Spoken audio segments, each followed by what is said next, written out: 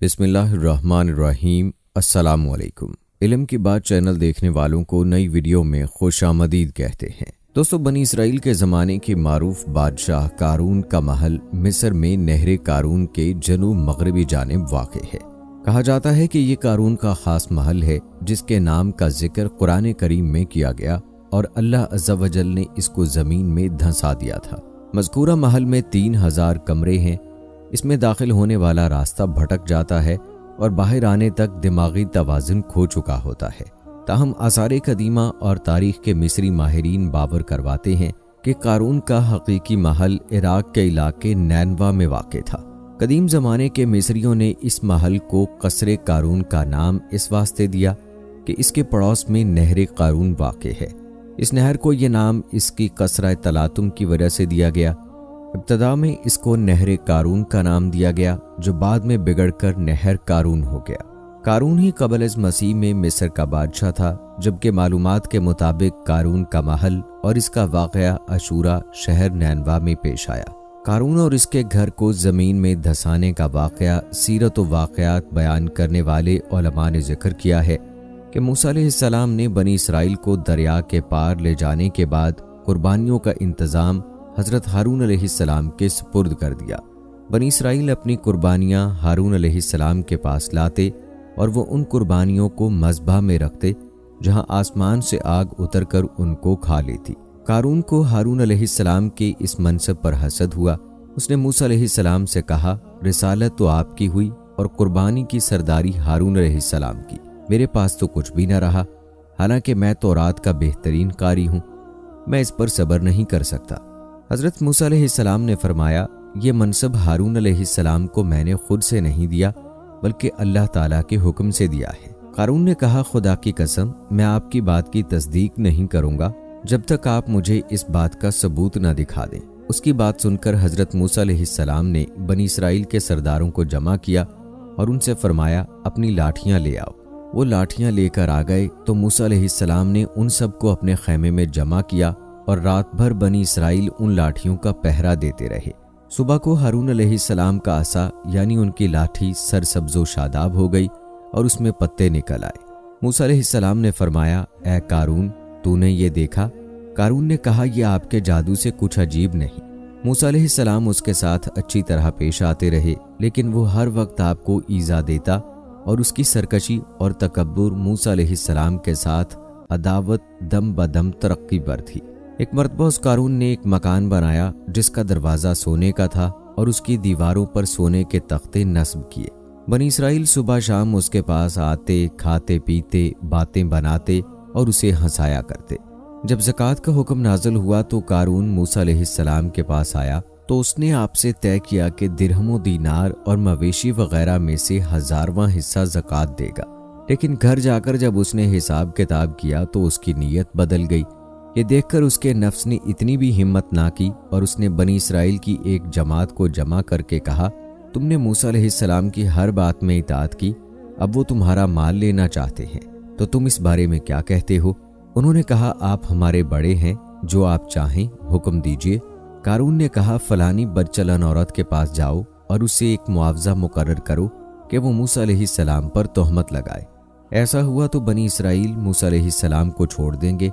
चुनाचे कारून ने उस औरत को 1000 दिनार, 1000 दिरहम और बहुत से वादे करके ये तोहमत लगाने पर तैयार कर लिया और दूसरे दिन बनी इसराइल को जमा करके मूसा अलैहिस्सलाम के पास आया और कहने लगा, बनी इसराइल आपका इंतज़ार कर रहे हैं कि आप उन्हें वाज़ो नसीहत फरमाइए।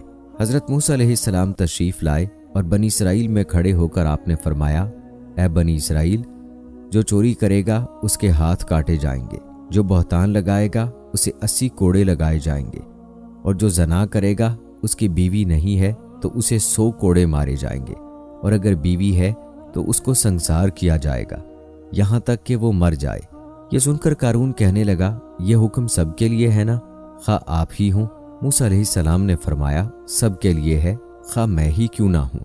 कारून ने कहा कि बनी इसराइल का ख्याल है कि आपने फलां बदकार औरत के साथ बदकारी की है। मूसा अलैहिस्सलाम ने फरमाया, उसे बुलाओ। वो आई तो हज़रत मूसा अलैहिस्सलाम ने फरमाया, اس کی قسم جس نے بنی اسرائیل کے لیے دریا پھاڑا اور اس میں راستے بنائے اور تورات نازل کی، تو وہ بات کر جو سچ ہے۔ اللہ پاک نے اس عورت کی زبان پھیر دی، اس نے تہمت لگانے کی بجائے سب کچھ سچ بیان کر دیا۔ اس نے مجمع میں کھڑے ہو کر کہا کہ مجھے قارون نے اتنی دولت دی ہے اور مجھے موسیٰ علیہ السلام پر جھوٹا بہتان لگانے کا کہا۔ یہ سن کر موسیٰ علیہ السلام اپنے رب کے حضور روتے ہوئے سجدے میں چلے گئے اور عرض کرنے لگے، یا رب، اگر میں تیرا رسول ہوں تو میری وجہ سے قارون پر غضب نازل فرما۔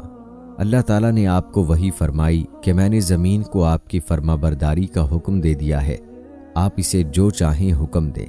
حضرت موسیٰ علیہ السلام نے بنی اسرائیل سے فرمایا، اے بنی اسرائیل، اللہ تعالیٰ نے مجھے قارون کی طرف بھی اسی طرح رسول بنا کر بھیجا ہے جیسا فرعون کی طرف بھیجا تھا، لہٰذا جو قارون کا ساتھی ہو وہ اس کے ساتھ اسی جگہ پر ٹھہرا رہے، اور جو میرا ساتھی ہے وہ اس سے جدا ہو جائے۔ یہ سن کر سب لوگ قارون سے جدا ہو گئے۔ پھر موسیٰ علیہ السلام نے زمین کو حکم دیا کہ قارون کو پکڑ لے۔ زمین نے قارون کو پکڑ لیا اور اسے دھنسانا شروع کر دیا۔ قارون گھٹنوں تک جب دھنس گیا تو اس نے رونا پیٹنا شروع کر دیا اور موسیٰ علیہ السلام سے معافی مانگنے لگا۔ آپ نے زمین کو فرمایا، اور پکڑ لے۔ زمین نے اس کو اور پکڑ لیا اور وہ کمر تک دھنس گیا۔ ایک مرتبہ وہ پھر چیخا چلایا، موسیٰ علیہ السلام کو واسطہ دیا، اپنی رشتہ داری کا واسطہ دیا کہ مجھے بخش دے، میں توبہ کرتا ہوں۔ موسیٰ علیہ السلام نے زمین سے فرمایا، اور پکڑ لے۔ زمین نے اس کو سینے تک جگڑ لیا۔ موسیٰ علیہ السلام نے ایک مرتبہ پھر فرمایا، اور پکڑ لے، یہاں تک کہ زمین نے اس کو پوری طرح اپنے اندر دھسا دیا اور زمین برابر ہو گئی۔ حضرت قتادہ رضی اللہ تعالی عنہ فرماتے ہیں کہ قارون قیامت تک زمین میں دھنستا چلا جائے گا۔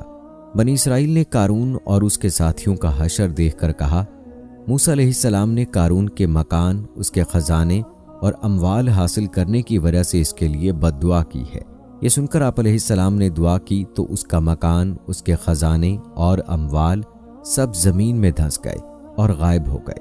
دوستو، جو محل دریافت ہوا ہے، ماہرین کا کہنا ہے کہ یہ قارون کا محل ہے۔ یہ بہت بڑا اور اپنی نوعیت کا ایک پراسرار قسم کا محل ہے، جس میں 3000 کمرے ہیں، 1500 کمرے زیر زمین اور 1500 زمین کے اوپر ہیں۔ اس میں بھول بھلیاں کی طرح راستے بنائے گئے ہیں۔ اگر کوئی شخص اس میں داخل ہو جائے تو وہ اس میں کھو سا جاتا ہے۔ باقی کیا سچائی ہے یہ اللہ پاک ہی بہتر جانتا ہے۔ تو دوستو، یہ تھی ہماری آج کی ویڈیو۔ امید کرتے ہیں کہ ہماری آج کی یہ ویڈیو آپ کو پسند آئی ہوگی۔